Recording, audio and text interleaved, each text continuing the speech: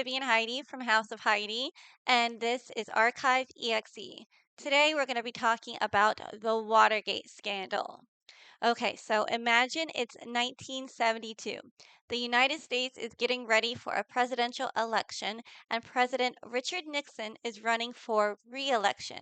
So he's already been president for one term, and he's running against the Democrat George McGovern. And at this point, his campaign is looking pretty strong. I mean, he's already president, like he's a shoo-in, right? But apparently, someone decided, you know what would really help us? Breaking into the Democratic Party headquarters. And that is where things started getting absolutely insane.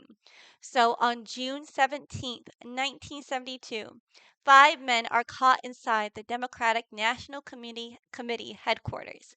Where are they? They're in the Watergate complex in Washington, D.C. So the Watergate complex is like an apartment complex or it's like an office slash apartment. So there's just a bunch. It's just a bunch of different rooms in the complex. But they're not there to like steal a TV or steal something like super expensive. They're not there because they accidentally walked into the wrong office or anything like that. They were there to wiretap phones and steal information. And they were caught. Like, actually caught. Police arrived and arrested them inside the Democratic headquarters, which already is like a massive problem, obviously. But here's where it gets a little bit interesting, okay? So these weren't just random burglars. They had connections to Nixon's re-election campaign. And one of the men, James McCord, is actually connected to the committee to re-elect the president. Which is already giving, oh no, this is not what we wanted to happen. At first, the White House tries to distance himself from the whole thing. And Nixon's team basically starts acting like, ooh, crazy. Anyway, absolutely nothing to see here. But journalists are not buying it, obviously. I mean, would you buy it? No. Especially two reporters from the Washington Post, Bob Woodward and Carl Bernstein. And they start digging. Now, here's the thing the original break in was already bad, obviously, but Watergate becomes one of the biggest political scandals in American history because of what happens after the burglars get caught.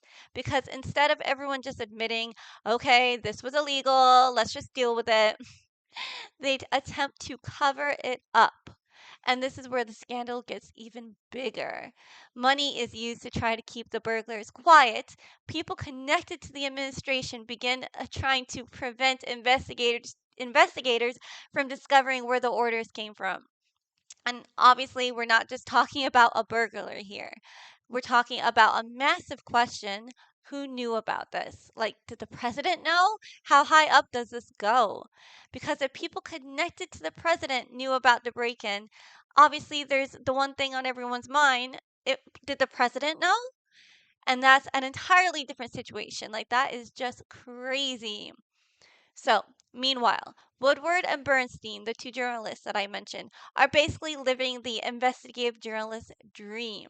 They're following leads, they're talking to sources, they're connecting people, and eventually they learn from Nixon's campaign that money from Nixon's campaign had made its way to the Watergate burglars. And the story keeps growing and getting even stranger. One of their major sources was famously nicknamed Deep Throat. And yeah, that sounds like something from a different story, but his name was Deep Throat. He was a secret source who helped guide Woodward towards information about the scandal. And decades later, like in 2000, in the early 2000s, it was revealed that Deep Throat was Mark Felt, a senior FBI official. Like someone from the FBI was telling the journalists this information. But at the time and for decades after, nobody knew. And this source was essentially helping the reporters understand that what they were looking at was much bigger than just a random break-in. So now Nixon is trying to convince the American public that his administration is not involved. And in August of 1972, he gives a speech where he famously says, I am not a crook. which historically speaking is probably not the sentence you want to have become one of the most memorable things associated with your presidency, because now people are paying attention and for all the wrong reasons. The administration keeps insisting that nobody in the White House was involved in the Watergate break in. And Nixon wins. He wins the 1972 election. He wins. What? And he won by a lot. It's crazy. So crazy. Like, we're talking one of the biggest landslide victories in American presidential history. With this scandal going on, like, what was the American public thinking? Oh my goodness. So for a moment, it looks like the whole thing might just disappear. Except obviously it absolutely does not. In 1973, the Senate creates the Senate Watergate Committee to investigate what happened. And now the whole country is watching. People are watching congressional hearings on television, which is just so crazy. Like what normal person just decides to watch a congressional hearing on TV? But this was big. This was big news, okay? This was the biggest thing they've ever seen. And suddenly Watergate isn't just something that the journalists are writing about, it becomes a national spectacle. Like so big. And then comes one of the biggest plot twists in the entire story. A former White House aide named Alexander Butterfield is testifying, and investigators ask him about the way the White House keeps records of conversations. And Butterfly and Butterfield reveals something huge. The White House has a secret recording system. And that's something that most of us know today, but back then they didn't know this. They didn't know this information. This was huge. It was huge. So we find out that the White House has a secret recording system. Nixon had microphones and recording equipment installed in parts of the White House, meaning there could literally be recordings of conversations about Watergate. Actual audio, actual receipts. And everybody basically realizes this at the same time. Like, oh my God. The Watergate investigation now wants the tapes, obviously, because if Nixon's conversations were recorded, then investigators obviously I'm saying obviously a lot. Investigators obviously want to hear what was said. But Nixon doesn't exactly respond with, oh, sure, here you go. Instead, he claims executive privilege and refuses to hand over everything. And this turns into a massive legal battle. Eventually, the Supreme Court gets involved. And in July of 1974, the Supreme Court rules that Nixon has to hand over the tapes. As in every single and literally it was like it was everyone, every single justice ruled this that Nixon has to turn over the tapes. So, what does Nixon do? He hands them over. And this is where the scandal basically starts collapsing in on itself. Because the tapes contain evidence that Nixon knew about efforts to cover up the Watergate investigation. And one recording becomes especially infamous. It's later called the smoking gun tape. And this is basically the moment where the question changes from did Nixon know to okay, what are we going to do about the fact that he did know? And there's this 18.5 minute gap because it's so crazy. So it was approximately 18.5 minutes, and no one can listen to those missing minutes.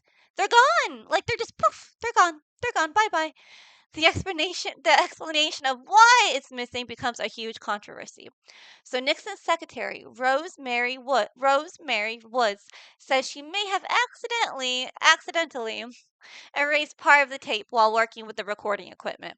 But the gap becomes one of those legendary Watergate details because people immediately start wondering, what else was on it? Like, what was it? What was so bad that it went missing? And yeah, what happened to the missing minutes? Was it accidental? I think not. I don't think so. Was something deliberately erased? We don't have the missing conversation, so we'll never know. By 1974, okay, so it's 1974 now, and Nixon's political support is just collapsing. It's gone. It's all gone. Bye bye. All gone. Congress is moving towards impeachment, and the evidence from the tapes is becoming increasingly damaging. The House Judiciary Committee approves articles of impeachment against Nixon. And now the president is facing the very real possibility of being removed from office. And here's the thing about Nixon, he knows where this is going. On August 8th, 1974, he announces that he is resigning. And on August 9th, Richard Nixon leaves the presidency. Crazy. He becomes the first and only US president to resign from office. And just like that, poof, it's over. Bye bye. Except obviously, there's consequences to be had.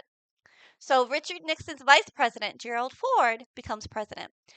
But a month later, Ford gives Nixon a full pardon for federal crimes that he might have committed while president. What the heck? Full pardon. Full pardon. And obviously, this was incredibly controversial because people were basically like, wait, what? Nixon had not been convicted of the crimes. He wasn't going to face a criminal trial for them. And Ford's decision was framed as an attempt to move the country forward and to end the years of political turmoil. But critics argue that Nixon was being allowed to escape accountability, and Ford paid a political price for that decision. So here's the part that makes Watergate so fascinating. People sometimes think that Watergate was simply Nixon's people broke into the office, but that's really just the beginning. This scandal becomes enormous because of the cover up. It involved illegal political activity, attempts to interfere with investigations, secret recordings, destroyed evidence, hidden money, people lying to investigators, and a president eventually losing the support necessary to remain in office.